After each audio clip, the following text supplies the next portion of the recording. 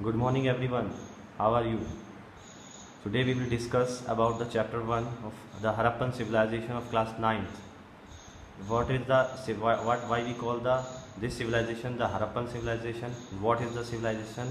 Today we will discuss. आज हम लोग समझेंगे कि हरप्पन सिविलाइजेशन क्या है। सबसे पहले कि सिविलाइजेशन क्या होती है। Firstly what is civilization. Civilization का मतलब होता था जो पहले लोग एक जगह से दूसरी जगह पर रहते थे या एक जगह पर एक पर्टिकुलर प्लेस पर कई सारे लोग इकट्ठा रहते थे और धीरे धीरे उनमें जो डेवलपमेंट आता था और जो उसी को क्या कहा जाता था, सिविलाइजेशन कहा जाता था। तो ये हरप्पन सिविलाइजेशन क्या है? What is Harappan civilization? Harappan civilization means कि हरप्पा इज़ अ प्लेस और उसके आसपास जो लोग रहते थे उनको उसकी वजह से हरप्पन सिविलाइजेशन कहा गया। Harappa is a place. Harappa is a place. Where is the place? This place is located in the Pakistan. Now in Pakistan. So let us discuss what is the explanation of this chapter. This is class 9th chapter 1 from ICSC. The Harappan civilization. The Harappan civilization is also called the Bronze Age civilization and Indus Valley civilization. There you can see the few points of the boards or headings: discovery, origin, extent and main site, date, town planning, Great Bath and Great Pyramid. These are the some key points which we are going to discuss. Firstly we talk about the Bronze Age and Indus Valley civilization. Bronze Age क्या है बेटा? कि Bronze Age का मतलब ये है कि इससे पहले के लोग जो स्टोन एज के पीपल थे, they doesn't know about the use of bronze और एनी मेटल। वो लोग क्या करते थे, वो लोग अपने जो tools they use stone to make their tools and weapons. मतलब वो लोग अपने जो औजार होते थे, जो जितनी भी चीज़ें होती थी उनको बनाने के लिए स्टोन्स का यूज़ करते थे। वो स्टोन्स को शार्प करते थे, डिफरेंट डिज़ाइंस को वो देते थे, तब जाकर के वो अपने वेपन्स बनाते थे। But at the time of Harappan civilization, the Harappan people they know about the metals, that's why we call the bronze age civilization. Next is Indus valley civilization. Why we call the Indus valley civilization? Because civilization है, इस जो सभ्यता है ये Indus valley, इसमें जो main river है वो इंडस है, which is located in the some area of the India and some area of the Pakistan. That's why we call we also call the Indus Valley civilization.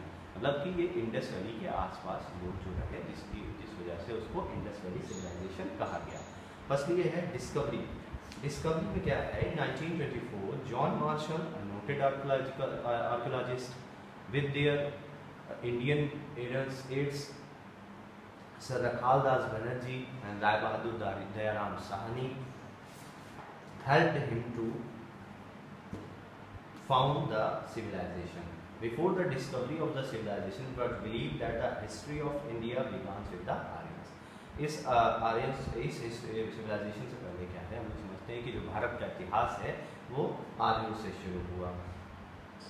John Marshall कौन थे? John Marshall was a noted archaeologist in Indian Archaeological Department at the time of 1924.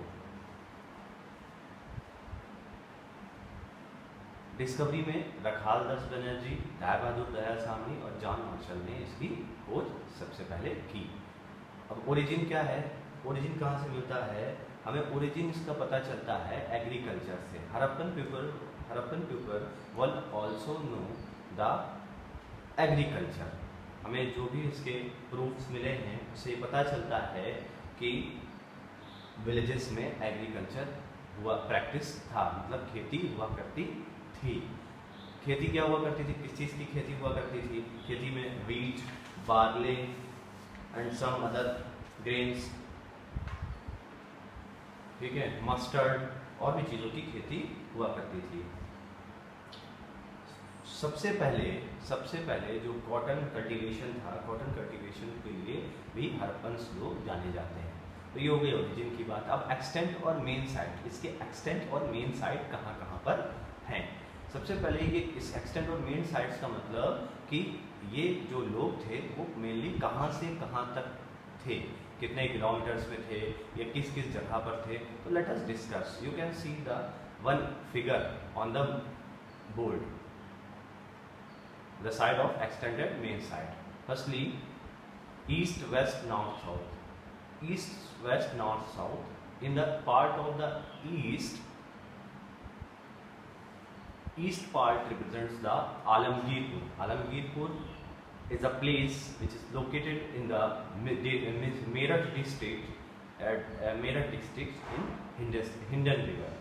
Second one is west. तो west side में जो हम लोग देखेंगे, west side में जो प्लेस है वो सुतकांतेदूर नाम की एक जगह है जो दाश्त नदी के किनारे है, यानी कि दाश्त रिवर के किनारे है, और वो बलूचिस्तान यानी कि अब वो पाकिस्तान में है। Third one is north side. North side में क्या है, Daimabad is a place which is Manda is the place which is located in Akhnur district and the river belongs to the this place is Chenab। मतलब जम्मू कश्मीर में मांडा जगह है जहाँ पे चिनाब नदी बहती है, उसके किनारे क्या है, ये साइट थी। अब सबसे अलग बात, तो साउथ की बात करें तो साउथ में दैमाबाद की प्लेस है। दैमाबाद किस प्लेस में है, दैमाबाद कहाँ पर है, दैमाबाद अहमदनगर डिस्ट्रिक्ट में है, महाराष्ट्र के अंदर, और इससे जो रिवर बिलोंग्स करती है वो है प्रवरा। तो चारों को हमने समझा। These four are east, in the side of east the place is Alamgirpur, the side of west the place is Sutkandedor, the side of north the place is Manda, the part of south the place is Damabad। तो ये इसके कुछ चार places हैं, इसी के बीच में पूरी सिविलाइजेशन डेवलप हुई। ये आप चार समझेंगे, इसकी बाउंड्री है, मतलब the eastern most part of the this civilization is Alamgirpur, the western most part of the this civilization is Sutkagendor, the northeast part of the this civilization is Manda, and the southern part of the this civilization is Daimabad। Okay, now let us discuss the date। What is the date? ये कब थी civilization? इस civilization का जो main time sir John Marshall ने बताया कि ये जो civilization है ये हड़प्पा में लगभग 3250 to 2750 BC, यानी कि 3250 BC से पहले से 2750 BC यानी कि before the time of Christ के बीच में था। बट मॉडर्न आर्कियोलॉजिस्ट जो आजकल के जो आर्कियोलॉजिस्ट हैं वो इस टाइप का रफली साइन बताते हैं कि ये सिविलाइजेशन 2500 BC टू 1500 BC पहले थी। ठीक है, तो ये इसके डेट हो गया कि ये कब थी civilization. One of the most earliest civilization है, ये सबसे पुरानी सिविलाइजेशंस में से एक है। ठीक है, और ये सबसे अच्छी सिविलाइजेशन भी मानी जाती है। ये सिविलाइजेशन क्यों मानी जाती है कि इस सिविलाइजेशन के जो लोग थे उनको टाउन प्लानिंग के बारे में पता था। टाउन प्लानिंग कैसे करते हैं, उससे पहले हम लोग टाउन प्लानिंग से पहले कुछ यहाँ के प्लेस जान लेते हैं जिससे हमें आसानी से समझ में आएगा कि what is the town planning या what is the great bath and what is the great greenery. यहाँ की कुछ प्लेस है, जैसे फेमस प्लेसेस जो हैं हड़प्पा, मोहनजोदड़ो, लोथल, चंदगुडू, Kalibangan and Rakhigarhi. Harappa is the place. Harappa क्या है, इसका जैसे कि इसके नाम से ही लगता है, नेम से प्रेजेंट है the Harappan civilization. Harappan civilization में हड़प्पा जो जगह है और वो क्या है, वो आज की डेट में पाकिस्तान में है, और वहाँ से कौन सी रिवर बहती है, वहाँ पर रावी रिवर बहती है। तो जो हड़प्पा के किनारे लोग रहते थे वो जो यूज़ करते थे वाटर, वो रावी नदी का पानी यूज़ करते थे। Second one is one of the most main place of this civilization is Mohenjo-daro। Mohenjo-daro क्या है बेटा, Mohenjo-daro is a place, it is also located now in Pakistan, is the Sindhu is the river belongs to the this place। Sindhu नदी जो है वो इसके किनारे बहती है। तीसरा है, third one is Lothal. Lothal is a place, Lothal is a place located in Gujarat, the rivers belongs to the Bhogava. Next है चंदगुडो। चंदगुडो क्या है, चंदगुडो जगह है वो भी पाकिस्तान में है और उसके वो भी सिंधु नदी के किनारे है। Next is Kalibanga and Rakhigarhi, both both are the places which belongs to the Ghaggar river, but Kalibanga is present in Rajasthan and the Rakhigarhi is present in Haryana. तो ये इसके कुछ प्लेसेस थे। अब हमने इसके प्लेसेस समझे जिससे हमें समझ में आसानी से आएगा कि टाउन प्लानिंग एक्चुअल में थी क्या। बहुत ही डेवलप्ड लोग थे यहाँ करके। तो टाउन प्लानिंग क्या थी बेटा, ये लोग टाउन बना कर रहते थे, मतलब जो इनकी सिविलाइजेशन थी वो टाउन थी, मतलब कि टाउन एरिया में रहते थे, नगर बना करके रहते थे। क्या था टाउन प्लानिंग में कि टाउन प्लानिंग में जो लोग रहते थे वो एक ग्रिड तरह बने हुए थे। ग्रिड क्या होती है, जो रोड्स होती थी वो एक दूसरे को क्या करती थी 90 डिग्री पे कट करती थी। मतलब जो एक सीधी जगह पर आप जा रहे हैं और लेफ्ट से भी कोई आ रहा है और राइट से भी कोई आ रहा है, वो तीनों लोग आकर के एक ही जगह पर मिलेंगे। जो इनके डोर्स होते थे, ठीक है, वो डोर्स क्या होते थे, बैक साइड में खुलते थे। बैक साइड में मतलब गलियों में खुलते थे। और जो इनकी टाउन जो इनके वो होते थे, इनके जो मेनली इनके जो घर होते थे वो क्या होते थे, वो डबल स्टोरी होते थे। डबल स्टोरी मतलब इनके जो होम्स होते थे वो डबल स्टोरी। आप समझ सकते हैं कि आज से 3000 ईयर्स पहले, 3000 ईयर्स BC में भी लोग डबल स्टोरी पे कैसे रह सकते थे। तो it is the one of the most beautiful things of this civilisation कि ये लोग डबल स्टोरी बना करके रहते थे। और स्विमिंग पूल भी बनाया था इन्होंने इनके पास किचन की भी अवेलेबिलिटी थी। और जो ये लोग घर में रहते थे वो क्या करते थे, उस घर के बीच में आंगन भी होता था। हड़प्पा और मोहनजोदड़ो में ऐसे साक्ष्य मिले हैं, मतलब इसके प्रूवन हमें कहाँ मिले हैं, हड़प्पा और मोहनजोदड़ो दोनों जगहों पर टाउन प्लानिंग के हमें क्या मिले हैं, हमें इसके प्रूफ्स मिले हैं। क्या करते थे ये लोग स्विमिंग पूल भी बना करके रहते थे, रसोई घर भी बनाते थे, मतलब क्या किचन भी था इनके पास, और ये आंगन भी बनाते थे। अब समझते हैं नेक्स्ट वन इज मोहनजोदड़ो में क्या था, sorry next one is great bath is was present in Mohenjodaro. जो क्या ये मोहनजोदड़ो में क्या था, मोहनजोदड़ो जैसे कि मैंने पहले भी बताया आप लोग को, Mohenjodaro one of the most beautiful place located in the most beautiful place of this civilisation located in Pakistan. Great बात क्या थी, ग्रेट बात यानी कि लोगों ने स्विमिंग पूल बनाया था, जो स्विमिंग पूल 11.88 मीटर क्या था लेंथ थी उसकी, जो उसकी विड्थ थी वो 7.01 मीटर थी, और जो उसकी गहराई थी यानी कि जो नीचे जाते थे लोग वो थी क्या थी 2.43 मीटर्स। सबसे और एक और जो इनकी अच्छी बात थी वो क्या थी, ये लोग ब्रिक्स जो इनके होते थे यानी कि जो ईंटें होते थे, ये लोग पक्के ईंटों के मकान बना करके पक्के ईंटों के यूज़ करते थे अपने टाइम पर। तो ये एक बहुत बड़ी बात है अपने आप में कि ये लोग पक्के ईंटों का जो है यूज़ करते थे। और नेक्स्ट वन लिखा है ग्रेट ग्रीनरी। ग्रीनरी क्या होती है, ये ब्रिक्स की ये भी बनी होती थी और 2 लाइन्स में ये बनी होती थी, ठीक है। ग्रीनरी होती क्या थी, इसके अंदर ये लोग सब सामान अपना ज़रूरत का सामान रखते थे, ठीक है। अब क्या है, जो कि 15.23 मीटर्स क्या थी उसकी हाइट थी, और जो उसकी विड्थ थी वो 6.09 मीटर थी।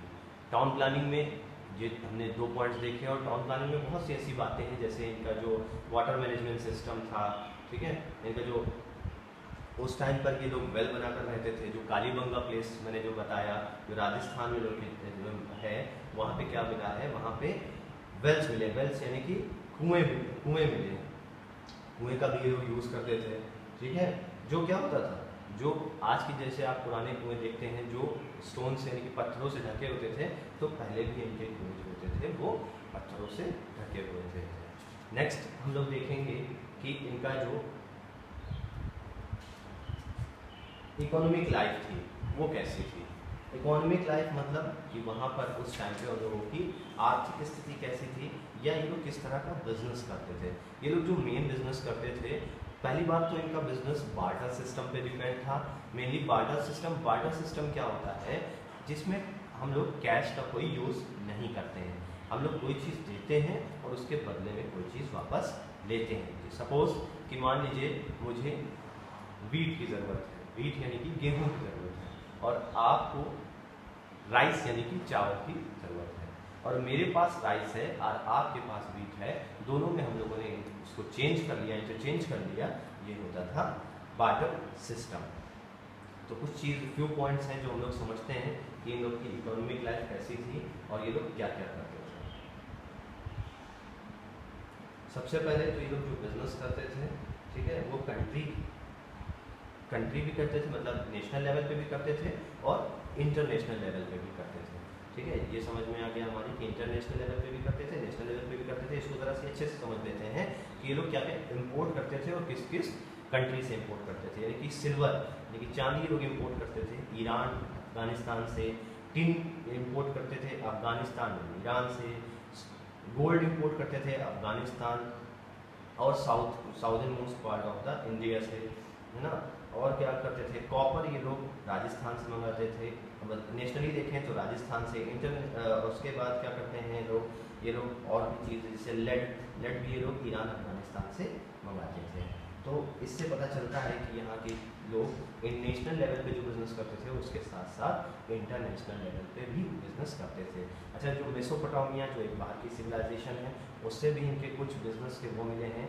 ये ऐसे मिले हैं क्योंकि ये लोग वाटर वेज का भी इस्तेमाल करते थे, यूज़ करते थे, और ये लोग रोड्स का भी यूज़ करते थे और मेसोपोटामिया के साथ इन्होंने बिजनेस करने में, ठीक है। तो ये हो गई इनकी इकोनॉमिक लाइफ और इनका बिजनेस।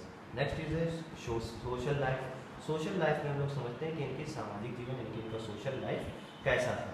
पहली बात तो ये लोग एक फैमिली की तरह रहते थे, परिवार की तरह रहते थे, ठीक है। और क्या रहते थे, परिवार के साथ साथ ये लोग कुछ गेम्स भी खेलते थे जैसे डाइस, डांस, है ना, और एनिमल्स फाइट कराते थे, ठीक है। तो ये तो इनके जो है ये हो गया कि सोशल लाइफ। सोशल लाइफ में अब ये लोग हड़प्पा से क्या है, हड़प्पा से में ये लोग इनका जो मेन काम था, जो इनका जो रिलीजियस प्रैक्टिसेस थी वो क्या थी कि ये लोग स्कल्पचर्स के तो प्रूवन मिले हैं बट एक भी टेम्पल का प्रूफ नहीं मिला है। कहाँ से, हड़प्पा सिविलाइजेशन से। तो मतलब स्कल्पचर्स की ये लोग पूजा करते थे, ठीक है। तो ये लोग ये हो गया इनका जो है जैसा one of the most important thing जो स्वास्तिक का साइन आप लोग देखते हैं, वो स्वास्तिक का साइन भी हम लोगों को हड़प्पा, वो भी हड़प्पन टाइप का है और वो भी हड़प्पन सिविलाइजेशन से ही हम लोगों को मिला है। Next one is art and craft. Art and craft क्या करते थे लोग, इनकी जो स्क्रिप्ट थी वो क्या थी, इनकी स्क्रिप्ट, इनकी जो आर्ट एंड क्राफ्ट में इनकी स्क्रिप्ट थी वो पिक्टोग्राफिक थी, सबसे पहली बात। और ये लोग आपको पता ये लोग क्या बनाते थे, पॉटरी मेकिंग करते थे और ब्यूटीफुल पॉटरी मेकिंग करते थे। पॉटरी मतलब यानी कि जो आज की डेट में पॉटरी होती है उसको ये लोग उस टाइम पे बनाते थे मिट्टी से, और उसके बाद उसके ऊपर डिफरेंट टाइप की वो लोग डिज़ाइन भी करते थे।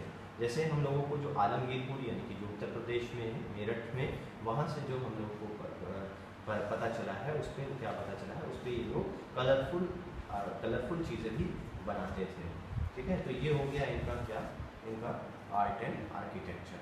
Next one is art and craft. Next one is religion. ये लोग क्या कहते थे, the Harappan civilisation is marked by the absence of religious structure. ये लोग का कोई एक पर्टिकुलर धर्म ऐसा नहीं मिलता है, that we can form the idea about the religious life of people through the various figures and the activities. इनकी जो फीमेल्स टेरिकोटा मिली हैं उनको मदर्स गॉडेस कहा गया है, इसके बारे में थोड़ा समझ लेते हैं। The numerous female terracotta figurines suggest that the Harappan worship the mother goddess, the early form of Shakti. मतलब ये क्या था कि शक्ति की देवी मानते थे इनको, और क्या करते थे, मदर गॉडेस की लोग पूजा करते थे। Pashupati and depicted the three faced deity denote the early conception of Shiva, the discovery of fire altars and the Kalibangan points to perform the fire rituals. जो इन लोग को आपके साक्ष्य मिले हैं वहाँ से, कहाँ से मिले हैं, ये कालीबंगा से मिले हैं, जिससे पता होता है कि ये लोग इस चीज़ की भी प्रैक्टिस करते थे। मेन पेड़ जिसकी ये लोग प्रैक्टिस करते थे, ट्री, वो था पीपल का ट्री, ठीक है। पीपल की ट्री की ये लोग पूजा करते थे। अब इसका जो लास्ट पॉइंट है डिक्लाइन, उसके बारे में थोड़ा सा समझ लेते हैं कि डिक्लाइन कैसे हुआ। ये तो सबसे इसके कुछ फ्यू पॉइंट्स हैं जिसकी वजह से हम लोग समझेंगे कि इसका डिक्लाइन कैसे हुआ। डिक्लाइन का मतलब ये ख़त्म कैसे हुई। कुछ जो आर्कियोलॉजिस्ट थे उन्होंने बताया कि ये फ्लड की वजह से खत्म हो गई। फ्लड्स क्या थे? बाढ़। हड़प्पन सिविलाइजेशन के टाइम बाढ़ भी बहुत आती थी, जिसकी वजह से क्या रहते थे ये लोग ईंटों के बना करके रहते थे और जिसकी ईंटें बना करके काम करते थे अपना, जिससे बाढ़ उनको ज़्यादा परेशान ना कर सके। ठीक है। कुछ हिस्टोरियंस ने बताया कि ये लोग ये जो हमारी सिविलाइजेशन थी ये इन्वेडर्स की वजह से, मतलब जो बाहरी आक्रमण हुआ, जो फॉरेन्स इन्वेड हुए, उसकी वजह से ये सिविलाइजेशन का एंड हो गया, यानी कि डिक्लाइन हो गई। ठीक है। कुछ हिस्टोरियंस ने बताया कि जो है इकोलॉजिकल इम्बैलेंस की वजह से ये सिविलाइजेशन डिक्लाइन हो गई, और कुछ हिस्टोरियंस ने बताया कि अर्थक्वेक आए जिसकी वजह से ये सिविलाइजेशन क्या हुआ, सिविलाइजेशन का डिक्लाइन हो गया। तो ये कुछ चीज़ें थी जो हम लोगों ने हड़प्पन सिविलाइजेशन के बारे में समझी। हड़प्पन सिविलाइजेशन क्या थी? बहुत अच्छी सिविलाइजेशन थी जिसको हम लोगों ने कुछ पॉइंट्स के अकॉर्डिंगली उसको समझा। इस जो सिविलाइजेशन है इसके डिक्लाइन के बारे में जो कुछ हिस्टोरियंस थे, जैसे कार्ल चाइल्ड्स और विलर्स, उन्होंने बताया कि ये फॉरेन इन्वेड से जो है ख़त्म हो गई। जॉन मार्शल सर ने बताया कि ये earthquake was the main reason, मतलब अर्थक्वेक की वजह से खत्म हो गई। ठीक है। लैम्ब्रिक अनदर हिस्टोरियन जिन्होंने बताया कि ये पॉपुलेशन, जो इनका पॉपुलेशन इंक्रीज हुई थी उसकी वजह से खत्म हो गई। तो ये था इस चैप्टर का पूरा एक्सप्लेनेशन। आई होप कि आपकी समझ में आया होगा। और अगर if you have any problem, if you find any problem, please comment on the comment box. Thank you.